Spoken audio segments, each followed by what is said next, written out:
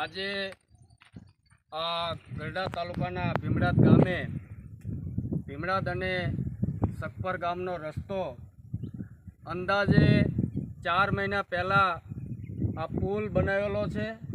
આ પુલ અંદાજે 18 લાખના ખર્ચે પુલ સરકાર દ્વારા બનાવવામાં આવેલ છે। જે સરકારની મિલીભગત અહીંયા ભીમડાદ ગામના 200 ખેડૂતોનો આ રસ્તો હોય, આ રસ્તા ઉપર જવા માટે એક પુલ આપણે મંજૂર કરાવવામાં આવ્યો હતો અને આ રસ્તો મંજૂર થઈ ગયેલો છે। જ્યારે મંજૂર થયેલો ત્યારથી શરૂઆત જ સરકારના કોન્ટ્રાક્ટરો દ્વારા અને અહીંના બધા જ નેતાઓ દ્વારા જિલ્લા પંચાયતના સભ્ય હોય, તાલુકા પંચાયતના સભ્ય હોય કે દરેક આગેવાનો દ્વારા ભાજપના કોઈ જ અહીંયા જરૂર પડે ત્યારે કોઈ આવતા નથી।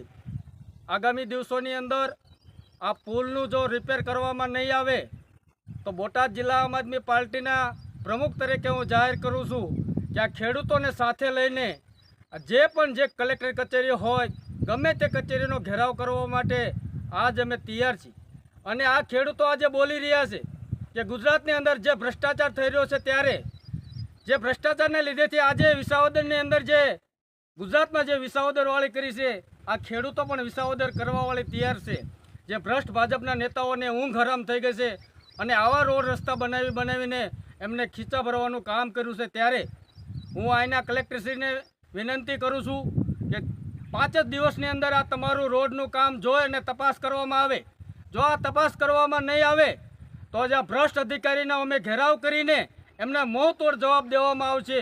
અને આગામી દિવસોની અંદર આ રોડ રસ્તાને જે ખરાબ તમે જે ખાડામાં જે ખેડૂતોને જે આ ખેડૂતો જે અહીંયા જે પીસાઈ રહ્યા છે, એક વખત તમે અહીંયા જોવા આવો ત્યારે ખબર પડે કે ખેડૂતો કેટલા હેરાન થઈ રહ્યા છે, પણ ખેડૂતોને તમને પડી નથી। જ્યારે જે કોઈ મિલ માલિક હોય ત્યાંના રોડ રસ્તા તમે ખૂબ સારા બનાવો છો અને જ્યારે અમારા ખેડૂતોના રસ્તા એકદમ બોગસ બનાવીને તમે જે કોન્ટ્રાક્ટર દ્વારા વહી છો, તેમને અમે કહેવા માગીએ છીએ કે આગામી દિવસની અંદર આ રસ્તો એકદમ સારો બનાવવા માટે જે પણ કરવું પડશે એ અમે કરવા તૈયાર છીએ। અને આગામી દિવસોની અંદર કલેક્ટર કચેરી ખાતે આવીને આ રોડ રસ્તાનો ખેડૂતો સાથે અમે ઘેરાવ કરવા માટે અમે તંત્રને ચીમકી આપી છે કે આગામી 5 જ દિવસની અંદર આ રોડ રસ્તાનો તમે તપાસ કરો અને જે કોન્ટ્રાક્ટર હોય કે જે સરકારના અધિકારીઓની મિલીભગત હોય એઓને જેલના સળિયા પાછળ ધકેલવામાં આવે। જય ભારત, વંદે માતરમ।